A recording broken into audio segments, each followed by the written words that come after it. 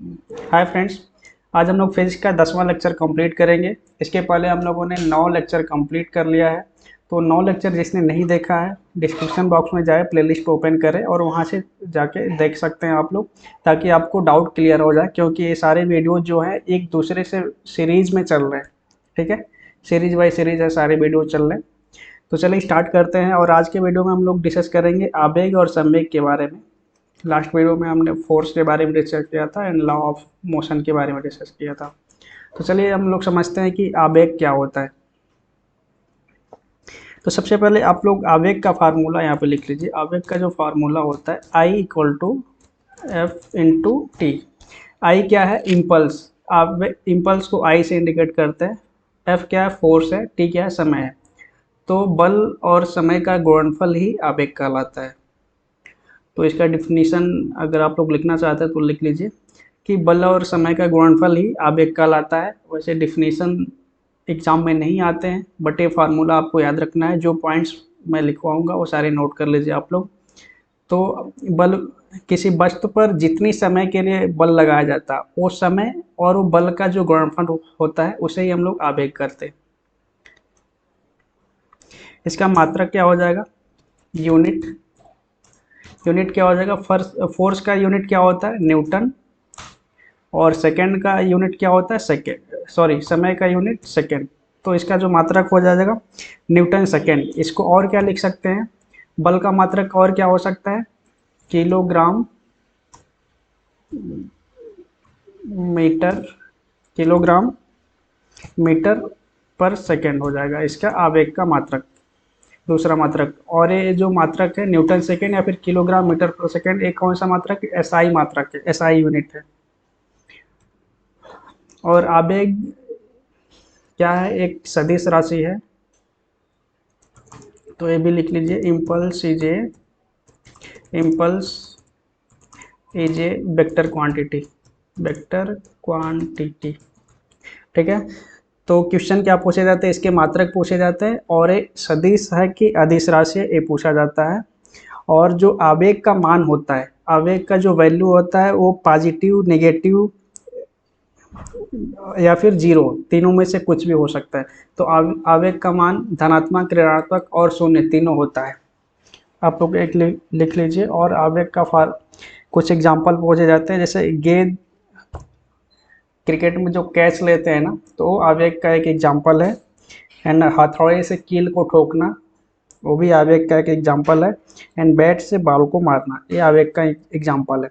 तो मेन जो 3 पॉइंट्स हैं, एक तो इसके फार्मूले जिसमें न्यूमेरिकल भी पूछे जा सकते हैं। I equal to F into T, simple formula है। और इसका मात्रक न्यूटन सेकेंड या फिर किलोग्राम मीटर पर सेकेंड। ठीक है, इसका मात्रक हो गया। और आवेग क्या है? एक सदिश राशि है। और एक क्वेश्चन और पूछा जाता है कि इसका डायमेंशनल एंड डायमेंशनल बीमा, बीमी विश्लेषण में इसका फार्मूला क्या होता है? तो वो हो जाता है आपका ml और t की पावर -1।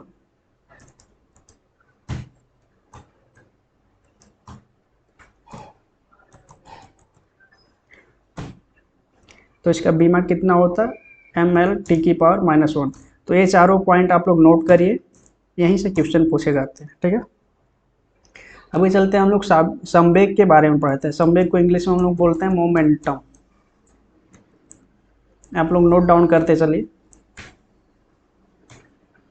मोमेंटम के बारे में हम लोग पढ़ लेते हैं। ठीक है, तो सबसे पहले आप मोमेंटम का फार्मूला यहाँ पे नोट डाउन करिए, P equal to M into we.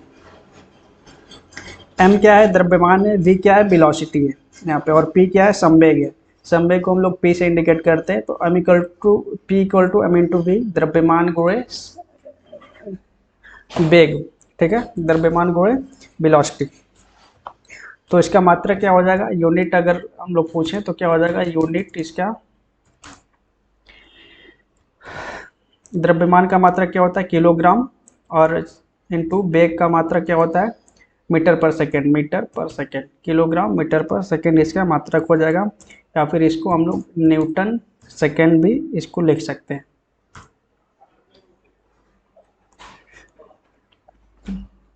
ठीक है। न्यूटन सेकंड कैसे आया, कन्वर्जन मैंने आप लोगों को जब मापन पढ़ाया था तो कैसे कन्वर्ट करते हैं, जब बीमा निकालना बताया था, तो वहाँ से कन्वर्जन आप लोग जब करेंगे तो ये न्यूटन सेकंड में कन्वर्ट हो जाएगा।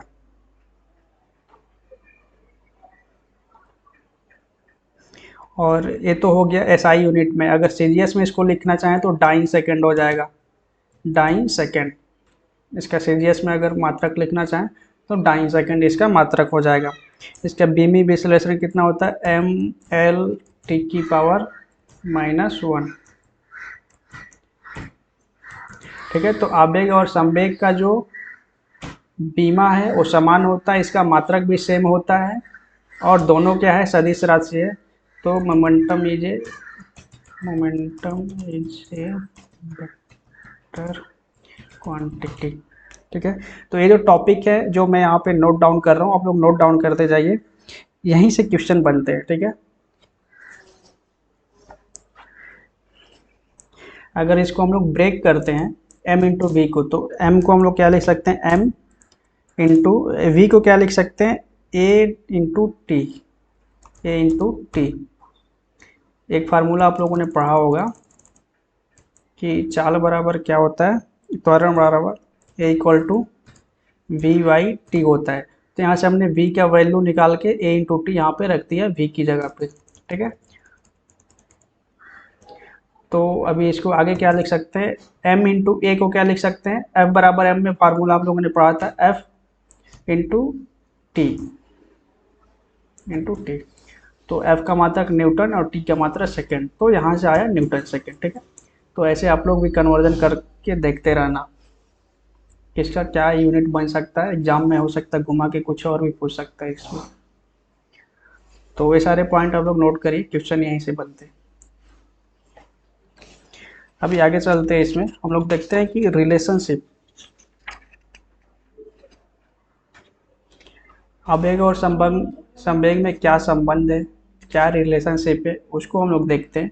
आवेग और संवेग का रिलेशनशिप यहाँ पे प्रूव करते हैं। ठीक है। तो एक आप लोग हेडलाइन डालिए कि relation between impulse and momentum.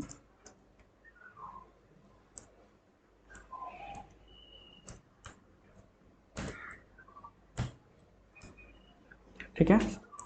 तो वी, एक फार्मूला होता है वी नोड है, यहाँ पे लिख लीजिए।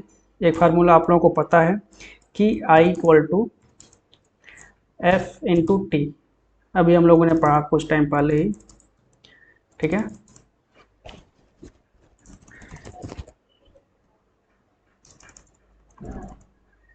तो ये फार्मूला हम लोगों ने पढ़ा, I equal to F into T.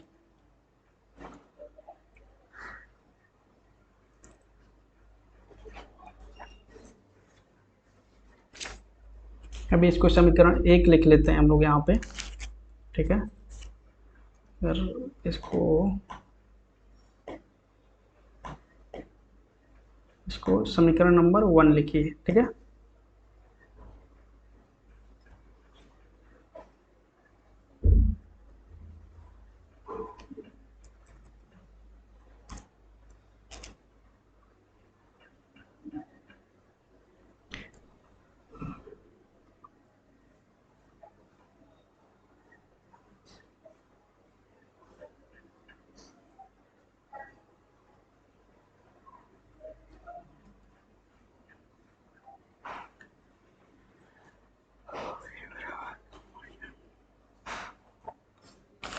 अभी एक फार्मूला हम लोगों ने पढ़ा है कि त्वरण बराबर क्या होता है, A equal to V by T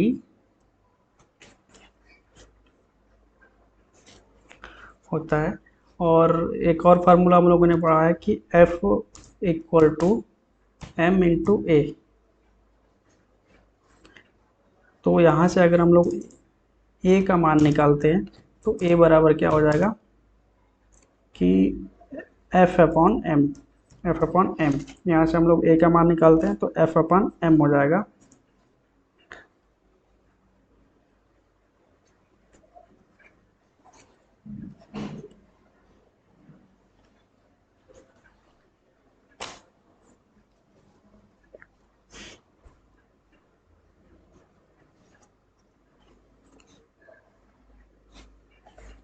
ठीक है। तो इसमें ये जो f बराबर m में है ना, इसमें a का मान यहाँ पे v बाई टी रख देंगे। तो m into v by T ये हो गया।